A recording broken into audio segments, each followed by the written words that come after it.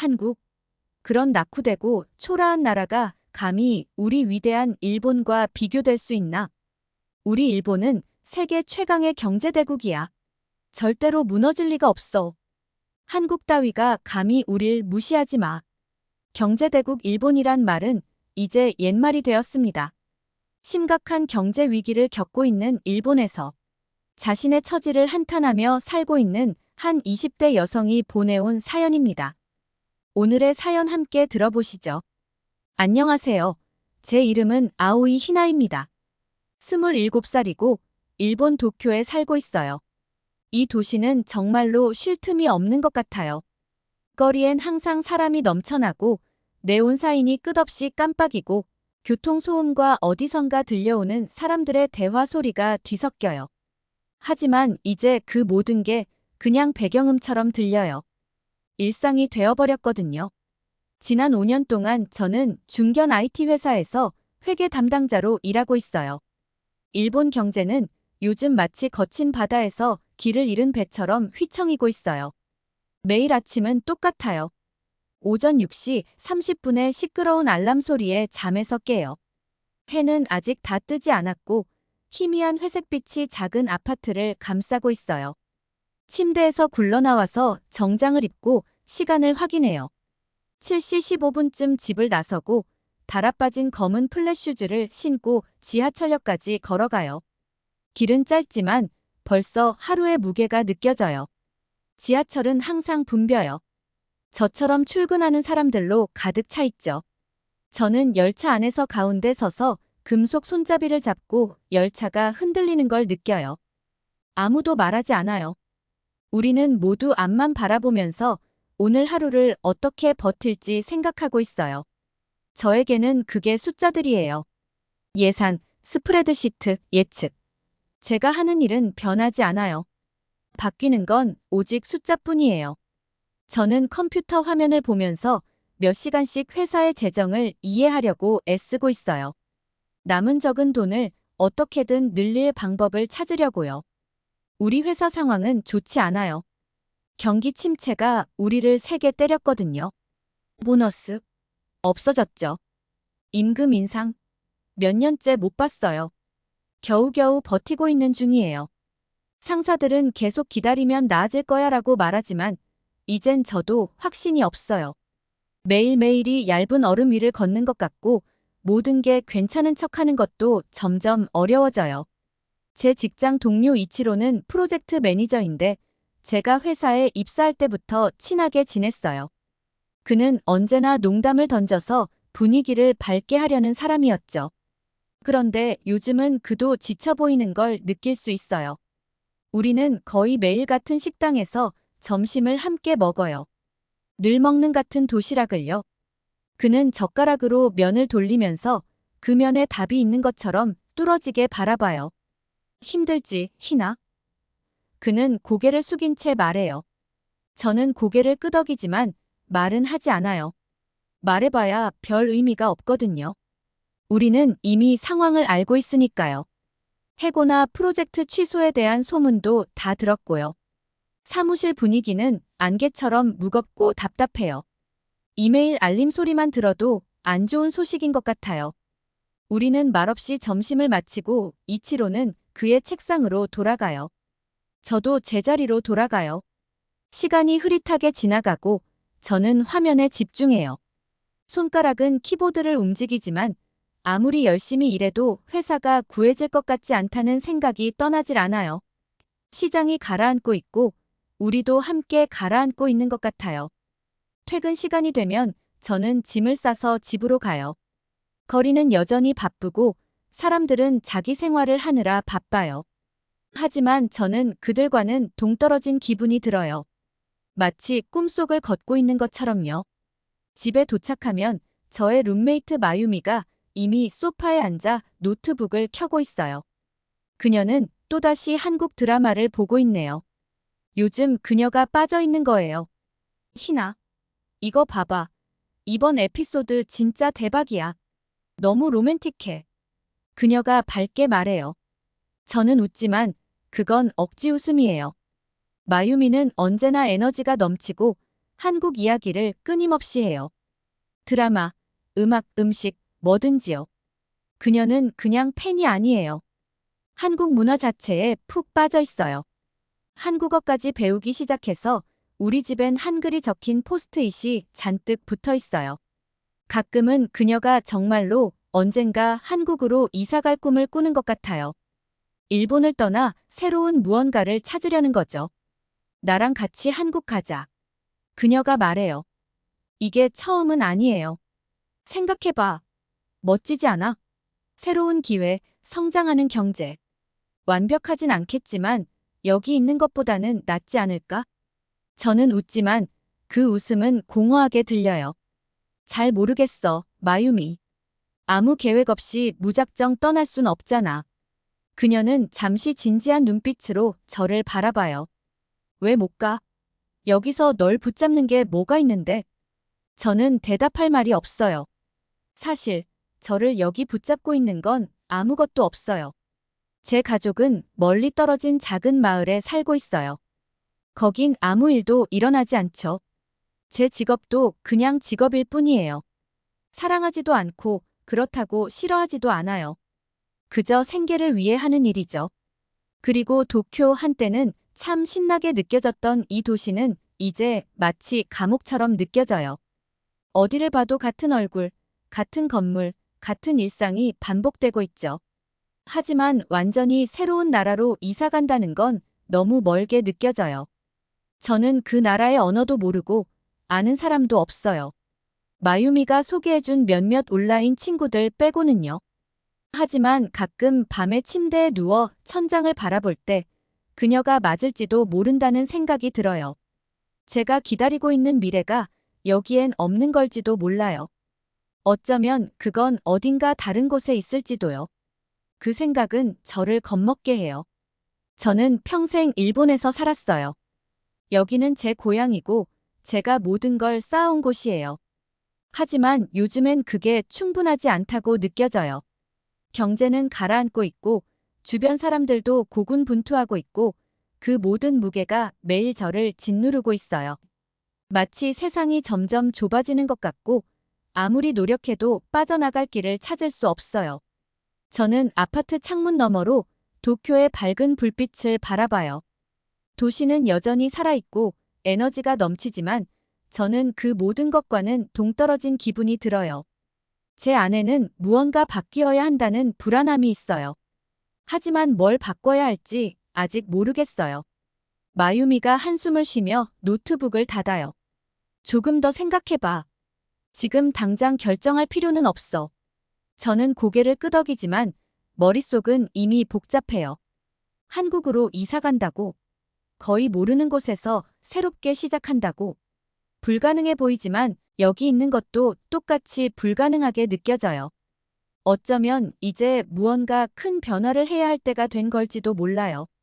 그냥 나아지길 기다리는 대신 스스로 나아지게 만들어야 할 때가요. 하지만 지금 당장은 기다릴 수밖에 없어요. 기다리면서 제 미래가 어떻게 될지 궁금해할 뿐이죠. 다음 날 오후 사무실 분위기는 평소와 달랐어요. 후지모토 상이 회의를 소집하기 전부터 이미 공기가 무겁게 느껴졌죠. 마치 모두가 무언가를 기다리며 숨을 죽이고 있는 것 같았어요. 저는 책상에 앉아 스프레드시트를 보려고 애썼지만 뭔가 잘못됐다는 불길한 예감이 머릿속을 떠나지 않았어요. 나만 그런 게 아니었어요. 모든 사람이 평소보다 조용했고 얼굴은 피곤하고 굳어 있었어요. 회의 알림이 화면에 뜨자 제 속이 갑자기 불안해졌어요. 회의 자체는 흔한 일이었지만 그 타이밍과 사무실의 긴장감 때문에 이번 회의는 뭔가 다르게 느껴졌어요. 방 건너편에 앉은 이치로를 보니 그도 저에게 조용히 고개를 끄덕였어요. 그도 뭔가 이상하다는 걸 느낀 거죠. 회의실에 도착하니 이미 사람들이 가득 찼고 긴장된 대화 소리로 가득했어요. 저는 이치로 옆에 앉았는데 그가 평소처럼 농담을 던지거나 분위기를 풀려고 하지 않더군요. 그의 얼굴은 심각했고 손은 꼭 쥔 채로 책상 위에 놓여 있었어요. 우리는 나란히 앉아 후지모토 상이 서 있는 회의실 앞을 바라봤어요. 모두가 자리에 앉기를 기다리고 있었죠. 후지모토 상이 마침내 입을 열었을 때 그의 목소리는 차분했지만 긴장감이 느껴졌어요. 더욱 긴축해야 할 상황입니다. 그는 말했고 그 말은 공기 속에 무겁게 내려앉았어요. 부서 통합이 있을 것입니다. 앞으로 몇 달간 여러분 중 몇몇은 어려운 선택을 해야 할지도 모릅니다. 어려운 선택. 그 말은 마치 복부에 강하게 가격당한 것 같았어요. 모두가 그 말이 무엇을 의미하는지 알고 있었어요. 해고라는 것을요. 저는 테이블 아래에서 손을 꽉 쥐었어요. 손톱이 손바닥에 박혀 들어가면서도 얼굴은 최대한 아무렇지 않은 척하려 했어요. 방 안의 다른 사람들도 마찬가지였어요. 몇몇은 불편하게 몸을 뒤척이고 다른 사람들은 앞을 뚫어지게 바라보며 표정 없이 앉아 있었어요. 이치로는 제 옆에서 아무 말도 하지 않았어요. 평소에 그가 짓던 웃음은 온데간데 없었죠.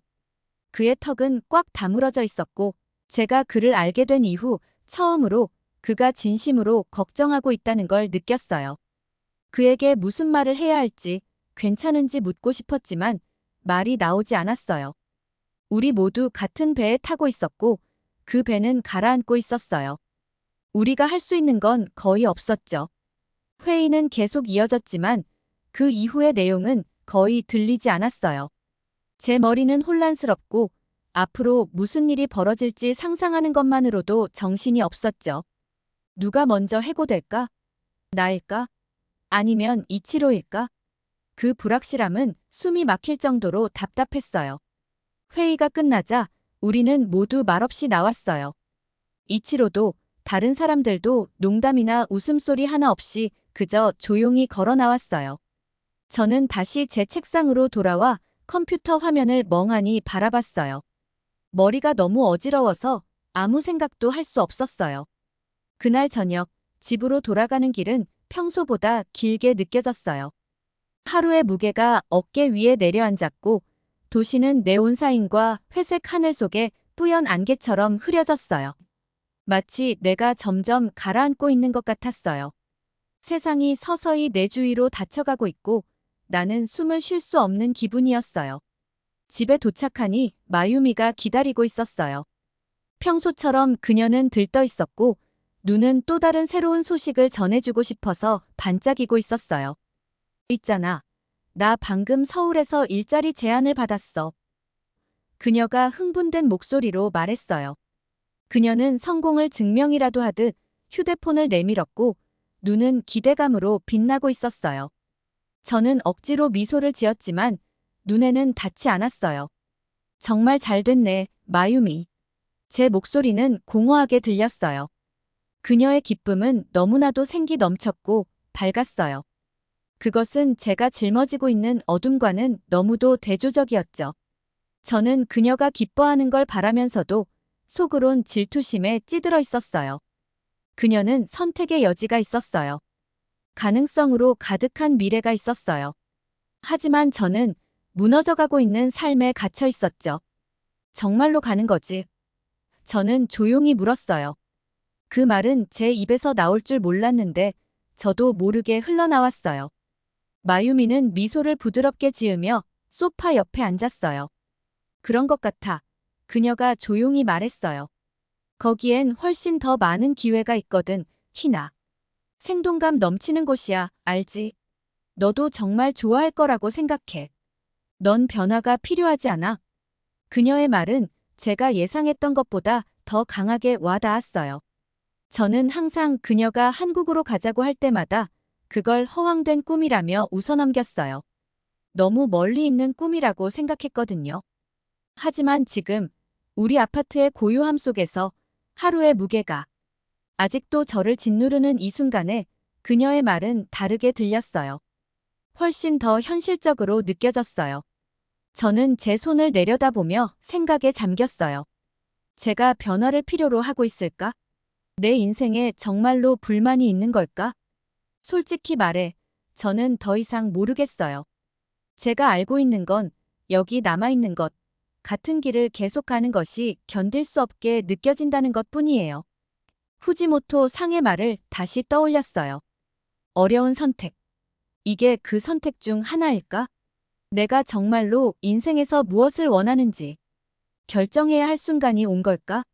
생각하면 할수록 한국이 점점 제 마음속에 자리 잡기 시작했어요. 그건 단지 일자리나 경제에 관한 문제가 아니었어요. 새롭게 시작하는 것, 몇 달간 저를 짓누르던 가라앉는 느낌에서 벗어나는 것이었어요. 모르겠어. 제가 마침내 속삭이듯 말했어요. 그게 그렇게 쉬운 일이 아니잖아, 마유미. 내 가족도 여기에 있고, 내 인생이 다 여기에 있어. 알아. 그녀는 부드럽게 말했어요. 하지만 가끔은 위험을 감수해야 해. 평생 한 곳에만 머물 수는 없어. 특히 그곳이 내가 원하는 곳이 아니라면. 그녀의 말은 우리 사이에 울려 퍼졌고, 저는 처음으로 웃거나 무시하지 않았어요. 대신에 이상하게도 마음 한편이 열리는 것 같은 느낌이 들었어요. 어쩌면 그녀가 맞을지도 몰라요. 어쩌면 여기에 남아있는 것이 답이 아닐 수도 있겠어요. 그날 밤, 마유미가 잠든 후에 저는 천장을 바라보며 누워 있었어요. 머릿속은 온통 생각들로 소용돌이 쳤고 서울의 모습이 계속 떠올랐어요. 떠난다는 것, 새로운 곳에서 다시 시작한다는 것이 이제는 더 이상 불가능하게만 느껴지지 않았어요. 두렵기는 했지만 예상치 못한 방식으로 흥미로웠어요. 어쩌면, 정말로 어쩌면 한국은 단지 마유미의 꿈만이 아닐지도 몰라요. 그것이 저의 꿈이 될 수도 있지 않을까요? 그로부터 일주일 뒤 회사는 제 좌절감에 더 불을 지폈어요. 마치 모든 작은 시도가 벽에 부딪히는 것 같았죠. 저는 몇 시간을 들여서 낡아빠진 회계 시스템을 간소화하는 제안서를 작성했어요. 혹시나, 정말 혹시나 이게 우리 회사를 이 난관에서 구할 방법이 될 수 있을 거라 생각했어요. 하지만 후지모토 상에게 제안서를 제출했을 때 예상했던 반응이 돌아왔죠. 그는 세부 내용을 보지도 않고 첫 페이지만 대충 훑어보더니 손을 휘저으며 말했어요. 우리는 항상 하던 대로 한다. 그의 목소리는 단호하고 마지막이었다. 괜히 새롭게 하려고 하지 마, 희나. 지금까지 잘 써온 전통의 방식을 고수해. 전통적인 방식이라고. 저는 속으로 소리치고 싶었어요. 회사는 지금 가라앉고 있었는데 그는 그걸 보지 못하거나 아니면 보려고 하지 않는 것 같았어요. 새로운 방식을 받아들이지 않으려는 그의 고집이 저를 정말 미치게 했어요. 이건 단지 제안서의 문제가 아니었어요. 더 큰 문제였죠. 우리는 변화가 두려워서 멈춰 있었고 그게 우리를 점점 침몰하게 만들고 있었어요. 저는 그 끝이 어떻게 될지 너무도 뻔히 보였어요. 변화하지 않으면 우리는 무너질 거예요. 그리고 전통적인 방식이 우리를 구할 방법은 없었어요. 그날 저녁, 저는 완전히 기운이 빠져서 사무실을 나왔어요. 바로 집에 가지 않고 이치로에게 메시지를 보냈어요. 술 한잔 하자고요. 우리는 사무실 근처 작은 이자카야에서 만나기로 했어요. 우리가 몇 번이고 다녀갔던 곳이었죠. 어두운 조명과 구운 고기 냄새가 풍기는 익숙해서 위안이 되는 그런 곳이었어요. 제가 도착했을 때 이치로는 이미 바에 앉아 있었고 앞에 반쯤 비어있는 맥주잔이 놓여 있었어요. 그는 평소보다 더 피곤해 보였고 그도 모든 것이 점점 힘들어지고 있다는 걸 느낄 수 있었어요. 괜찮아? 제가 앉으면서 물었어요. 그는 어깨를 으쓱하며 맥주를 한 모금 마셨어요. 괜찮다고 해야지 뭐. 너는? 저는 한숨을 쉬며 술을 주문한 후 그를 다시 바라봤어요. 오늘 후지모토 상이 내 제안을 거절했어. 제대로 보지도 않고 그냥 넘겨버리더라고. 이치로는 웃었지만 그 웃음엔 기쁨이 없었어요. 그럴 줄 알았어. 우리는 잠시 말없이 술잔을 들고 생각에 잠겼어요. 주위에선 유리잔이 부딪히는 소리와 낮은 대화 소리가 들려왔지만 그것은 멀게만 느껴졌어요. 내 안에서 일어나는 폭풍에 비하면 모두가 배경 소음처럼 느껴졌죠. 이치로가 마침내 다시 입을 열었을 때 그의 목소리는 낮고 침울했어요. 나 떠날 생각 중이야. 그가 말하면서 잔을 응시했어요. 더 이상 여기서 버틸 자신이 없거든, 희나.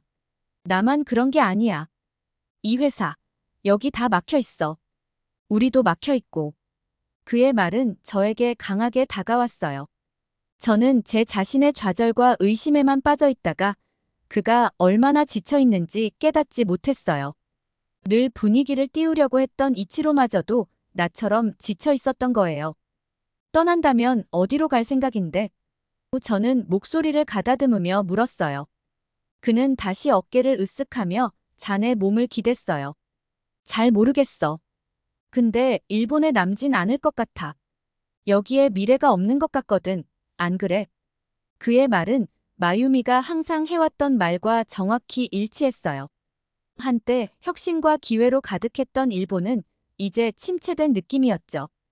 도쿄에 흐르던 그 에너지와 야망은 어느새 사라지고 조용한 체념으로 대체된 것 같았어요. 저는 한동안 아무 말도 하지 않았어요. 제 잔에 맺힌 물방울을 바라보며 생각에 잠겼죠. 이치로가 맞았어요. 우리는 모두 막혀 있었어요. 저는 그저 버티면, 견디면 나아질 거라고 생각하며 이 길을 붙잡고 있었어요. 하지만 이제는 확신이 없었어요. 과연 일본에 남아있는 게 최선일까? 아니면 이제 정말로 위험을 감수해야 할 때가 된 걸까? 그날 밤, 저는 잠을 이루지 못했어요. 몇 주 동안 있었던 일들이 머릿속을 어지럽게 했어요. 후지모토 상의 변화에 대한 거부, 사무실의 긴장감, 이치로의 조용한 체념, 그리고 마유미가 말하던 끝없는 한국에 대한 기대감과 기회들이 떠올랐어요. 처음으로 저는 진지하게 상상해봤어요. 서울에서의 삶이 어떤 모습일지. 에너지 넘치는 도시, 야망이 가득하고 앞으로 나아가려는 의지가 가득한 곳. 저는 항상 그 생각을 불가능하다고 치부해왔어요. 너무 크고 무서워서 감히 상상조차 하지 않았죠. 하지만 이제는 그렇게 불가능하게 느껴지지 않았어요. 두렵긴 했지만 동시에 흥미롭기도 했어요. 낯선 도시의 거리를 걸으며 모든 것이 새롭고 가능성으로 가득한 곳은 어떤 기분일까? 지금 나를 짓누르고 있는 모든 것들을 내려놓고 새롭게 시작한다는 건 어떤 기분일까? 생각할수록 그것은 단순한 탈출이 아니라 새로운 출발처럼 느껴졌어요. 내가 오랫동안 필요로 했던 변화였을지도 몰라요. 저는 마유미의 닫힌 방문을 바라봤어요. 그녀도 지금 저와 같은 생각을 하고 있을까 궁금했어요. 마유미는 항상 서울에서의 가능성을 보았고 거기가 자신에게 더 나은 미래가 있다고 믿었죠. 그리고 이제 나도 그녀가 맞을지도 모른다는 생각이 들었어요. 어쩌면 미래는 여기에 없는 걸지도 몰라요. 어딘가 다른 곳에 있는 것일지도요. 어둠 속에서 누워 서울에 대한 생각이 머릿속을 가득 채웠어요. 생각할수록 그곳이 더 현실적으로 느껴졌어요. 떠나는 것이 무섭긴 했지만 오랫동안 느끼지 못했던 설렘을 동시에 느꼈어요. 어쩌면 이제 위험을 감수해야 할 때가 온 것 같아요. 그 결정은 쉽게 내린 것이 아니었어요. 사실 그 결정은 몇 달 동안 서서히 쌓여왔고 의심과 좌절의 순간, 이치로와의 대화 속에서 그리고 마유미의 끊임없는 낙관주의 속에서 서서히 다가왔던 거였죠. 하지만 막상 결정을 내렸을 때는 마치 가슴에 얹혔던 무거운 짐이 사라지는 것 같았어요. 혼란 속에서도 한순간의 맑은 깨달음을 얻은 느낌이었어요. 어느 저녁 마유미와 저는 아파트의 작은 발코니에 앉아 차를 마시며 도쿄의 불빛들을 바라보고 있었어요. 이 도시는 항상 살아있었고 에너지가 넘쳤지만 저는 더 이상 그 속에서 아무런 감흥을 느끼지 못했어요. 불빛들이 깜빡거리고 있었지만 제 마음을 흔들어 놓지 못했죠. 도쿄는 그저 배경음이 되어버렸어요. 나 한국에 가려고 해, 마유미. 저는 조용히 말했어요. 그 말이 제 입을 떠나자마자 목이 메는 기분이 들었어요. 전혀 계획했던 말은 아니었지만 막상 입 밖으로 나오니 그게 진실이라는 걸 알았어요. 마유미는 놀란 눈으로 저를 바라보았어요. 잠시 동안 그녀가 제 말을 믿지 않을 수도 있겠다고 생각했어요. 하지만 이내 그녀의 얼굴에는 커다란 미소가 번졌어요. 오직 마유미만이 할 수 있는 그런 환한 미소였죠. 흥분과 희망으로 가득 찬 그런 미소요. 정말 나랑 같이 가는 거야? 그녀는 거의 의자에서 튀어오를 듯한 목소리로 물었어요. 저는 고개를 끄덕이며 결정을 내렸다는 무거운 감정이 가슴에 차오르는 걸 느꼈어요. 이게 맞는 결정인지는 잘 모르겠어. 저는 부드럽게 말했어요. 하지만 더 이상 여기에만 머무를 수는 없을 것 같아. 뭔가 더 나은 것이 있는지 알아봐야 할 것 같아. 그게 한국이라면 나도 가야겠지. 마유미는 제 손을 꼭 잡으며 말했어요. 후회하지 않을 거야, 희나. 그녀의 목소리엔 너무도 강한 확신이 담겨 있어서 저도 순간적으로나마 그 말을 믿을 수 있을 것 같았어요. 그 후 몇 주는 정말 정신 없었어요. 해야 할 일이 너무 많았죠. 직장 그만두기, 짐 정리, 비자 신청, 이사 준비까지. 모든 게 비현실적으로 느껴졌어요. 마치 제 인생이 아닌 다른 사람의 인생을 준비하는 것처럼요. 제가 언젠가는 잠에서 깨어나 실수였다는 걸 깨달을 것 같았어요. 도저히 떠날 수 없다고 말이죠. 하지만 매일매일 돌이킬 수 없는 순간이 가까워졌고 이상하게도 한 걸음 한 걸음마다 더 차분해졌어요. 부모님은 제 결정을 이해하지 못했어요. 그럴 수 없었겠죠. 일본이 내 고향이잖니. 한국 같은 가난하고 답답한 나라에서 어떻게 지내려 그러니? 그들은 전화로 걱정스런 목소리로 말했어요. 조금 기다리면 상황이 나아질 수도 있는데 왜 떠나려고 하니? 너무 빨리 포기하는 거 아니야? 하지만 저는 포기하는 게 아니었어요. 다른 길을 선택하는 거였죠. 저는 마법처럼 상황이 나아지기를 기다릴 수 없다는 걸 잘 알고 있었어요. 일본은 언제나 제 고향일 테지만 더 이상 제가 필요로 하는 것을 주지 않고 있었어요. 여기에 남는 것은 정체된 삶을 받아들이는 것이었고 시간이 천천히 흘러가는 동안 그저 떠밀려 가는 것이었죠. 떠난다는 것은 두려웠지만 동시에 새로운 가능성을 열어두는 선택이었어요. 그것은 미지의 세계로 뛰어드는 일이었지만 적어도 그건 제 선택이었어요. 이치로만이 제 결정을 온전히 이해하는 듯 했어요. 떠나기 전 마지막으로 술을 마시러 나갔을 때 그에게 이 소식을 전하자 그는 그냥 고개를 끄덕였어요. 그럴 줄 알았어. 그는 맥주를 한 모금 마시며 말했어요. 넌 용감해, 희나. 나보다 더. 난 아직 그럴 용기가 없거든. 너도 그럴 때가 올 거야. 저는 그에게 말했어요. 그리고 그 말은 믿었어요. 그의 눈 속에서 제가 오랫동안 지니고 있던 그 불안한 마음을 봤거든요. 그는 결국 자신의 길을 찾을 거예요. 자신만의 방식으로, 자신의 시간에 맞춰서요. 출국 당일은 생각보다 빨리 다가왔어요. 공항에 서서 제 옆에 놓인 여행 가방과 출발 보드를 바라봤어요. 서울. 너무 멀게 느껴져서 현실감이 없었어요. 하지만 저는 이곳에 있었고 곧 새로운 인생을 시작할 준비를 하고 있었어요. 새로운 나라에서 아직 상상할 수 없는 미래 속으로요. 비행기가 서울에 착륙했을 때 창밖을 내려다보니 광활한 도시가 펼쳐져 있었어요. 아래에서 반짝이는 불빛들은 도쿄와 비슷했지만 뭔가 다르게 느껴졌어요. 그곳은 새로운 활기가 넘치는 곳이었고 도쿄에서 제가 잃어버렸던 가능성의 느낌으로 가득 차 있었어요. 제 뱃속에 긴장감이 맴돌았지만 그와 동시에 설렘도 가득했어요. 새롭게 시작하는 거였죠. 비행기에서 내리자마자 기대감이 몰려왔어요. 모든 것이 낯설었어요. 언어도, 표지판도, 사람들의 얼굴도. 하지만 그건 중요하지 않았어요. 저는 앞으로 무슨 일이 일어날지, 어떤 도전이나 기회가 저를 기다릴지 전혀 알 수 없었지만 오랫동안 느끼지 못했던 감정이 있었어요. 저는 이제 다시 나아가고 있었어요. 제 인생을 다시 제 손으로 쥐고 있다는 느낌이었어요. 그리고 그 느낌, 그 가능성만으로도 충분히 희망이 느껴졌어요. 지금은 그것만으로도 충분했어요. 서울에서의 첫날은 정신없이 빠르게 지나갔어요. 공항에서 내린 순간부터 모든 것이 낯설고 새로웠죠. 언어도 사람들도 거리의 소음마저도 일본과는 전혀 달랐어요. 하지만 이상하게도 그 낯설미 두렵지 않았어요. 마치 새로운 시작이 저를 환영하는 듯한 기분이었어요. 그래도 처음 며칠은 정말 쉽지 않았어요. 모든 게 신기하고 즐거운 동시에 제 머릿속엔 항상 내가 정말 잘한 선택일까? 하는 의문이 떠다녔거든요. 저와 마유미는 서울의 번화가에서 멀지 않은 작은 아파트를 구했어요.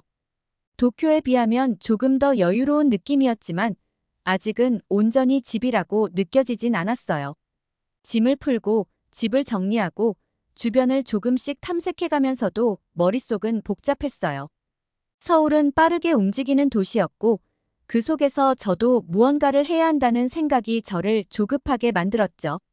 마유미가 저에게 소개해준 몇몇 연락처 덕분에 저는 비교적 빨리 일을 찾을 수 있었어요. 외국인이라는 것이 오히려 유리하게 작용하는 회사였거든요. 그곳은 글로벌 마케팅을 전문으로 하는 중소기업이었고 일본어와 영어를 사용하는 사람이 필요했죠. 하지만 그와 동시에 한국어는 필수였어요. 한국어를 어느 정도 알아듣고 있었지만 막상 일을 하면서 사용하는 건 또 다른 이야기였어요. 매일 아침마다 단어장을 들고 공부하는 시간이 점점 길어졌어요. 회사에서의 첫날, 팀장은 저를 따뜻하게 맞아줬어요. 그의 영어는 유창하지 않았지만 제가 첫 직장에서 느꼈던 긴장감을 완화해주기엔 충분했죠. 첫 미팅에서는 팀원들과 간단한 자기소개를 주고받았고 그들은 제가 도쿄에서 왔다는 말에 흥미를 보였어요. 한국은 어때요? 한 팀원이 웃으며 물었어요. 아직 많이 낯설지만 괜찮아요. 저는 조금 어색한 미소를 지었어요. 사실 제가 느끼고 있는 불안함과 설렘을 말로 표현하기엔 부족했어요. 그건 말로 다 할 수 없는 감정이었죠. 일은 예상했던 것보다 훨씬 복잡했어요. 특히 한국어가 익숙하지 않은 상황에서 문서 작업이나 회의는 저에게 큰 도전이었어요. 하지만 이상하게도 저는 그 도전이 싫지 않았어요. 도쿄에서 매일같이 반복되던 지루한 업무와 달리 서울에서의 일상은 끊임없이 새로운 것들로 가득 차 있었어요. 저는 마치 성장하고 있다는 느낌을 받았고 그것이 저에게 큰 동기부여가 되었어요. 한국에서의 생활은 익숙해지기까지 시간이 걸렸어요. 지하철 타는 법부터 시작해서 한국인들이 사용하는 은어와 유머까지 하나하나가 낯설었죠. 길거리에서 사람들이 서로 빠르게 대화를 주고받을 때면 마치 세상이 저를 스쳐 지나가는 것 같았어요.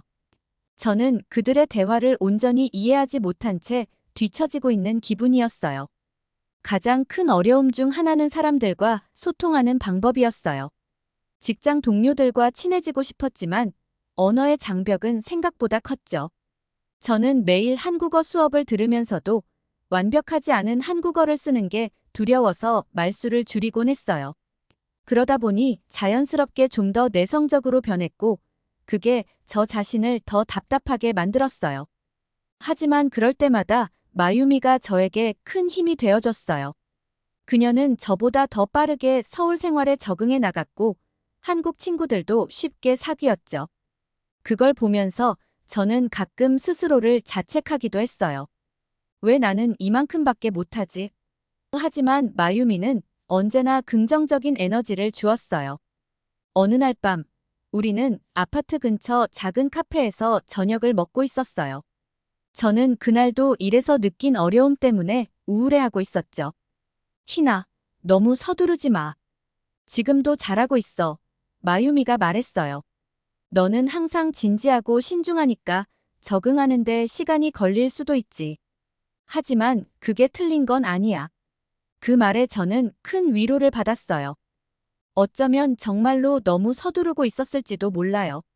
새로운 이 도시에 빠르게 적응하고 완벽해지려는 압박감 때문에 스스로를 너무 몰아붙였던 거죠. 그날 이후로 저는 조금씩 마음을 편히 먹으려 했어요. 천천히 적응해도 괜찮다는 생각을 하면서 제 속도대로 하루하루를 살아가기 시작했어요. 그 결과 어느 날부턴가 작은 변화들이 느껴졌어요. 지하철에서 목적지를 더 쉽게 찾아가게 됐고 직장 동료들과의 대화도 점점 자연스러워졌어요. 언젠가부터는 동료들과의 점심시간이 더 이상 부담스럽지 않았어요. 웃으면서 대화를 나누고 그들의 농담에도 웃을 수 있었죠. 그렇게 한 발짝씩 나아가면서도 저는 서울에서의 삶이 매일 새롭고 흥미롭다는 것을 깨달았어요. 여전히 가야 할 길은 멀었지만 제가 옳은 결정을 내렸다는 확신이 들기 시작했어요. 그리고 이 모든 과정을 겪으면서 저는 도쿄에서의 삶과는 다른 자신을 발견하고 있었어요. 저는 더 강해지고 있었고 더 유연해지고 있었어요. 이제는 새로운 도전이 두렵기보다는 설레었어요. 한국에서의 삶은 완벽하지 않았고 어려움도 많았지만 그럼에도 불구하고 저는 앞으로 나아가고 있었어요. 그리고 그것만으로도 충분했어요. 이제 서울은 더 이상 낯선 곳이 아니었어요. 이곳이 제가 새롭게 만들어가는 또 다른 집이라는 것을 느낄 수 있었어요. 서울은 저에게 새로운 기회를 제공해 주었고 그것에 대한 고마움이 점점 커졌어요. 도쿄에서 제한이 무시당하던 일들과는 달리 여기서는 제가 제 역할을 할 수 있는 공간이 있었어요. 비록 아직 한국어가 완벽하지는 않지만 사람들이 저의 의견을 존중해주고 제가 그들의 팀에 기여할 수 있다는 느낌이 저를 더욱 성장하게 만들었어요. 한국에서 느끼는 고마움은 더 크게 다가왔어요. 서울은 저에게 새로운 시작을 허락해 주었고 제가 스스로의 힘으로 일어설 수 있게 만들어 주었어요. 그리고 무엇보다 이곳에서는 더 이상 한자리에 머무르지 않고 계속해서 앞으로 나아갈 수 있다는 희망을 품을 수 있었어요. 이제는 도쿄에서 멀리 떨어진 이곳 서울에서 저는 다시 한번 제 인생의 항해를 시작한 느낌이었어요. 한국에서의 삶은 쉽지 않았고 여전히 많은 도전이 기다리고 있겠지만 이곳에서는 저를 막아설 벽이 아닌 나아갈 수 있는 길이 있다는 것이 가장 큰 위안이 되었어요. 오늘의 이야기는 여기까지입니다. 오늘의 사연이 마음에 드셨다면 구독과 좋아요 부탁드리겠습니다. 끝까지 들어주셔서 감사합니다. 더 좋은 사연으로 여러분을 찾아오겠습니다. 감사합니다.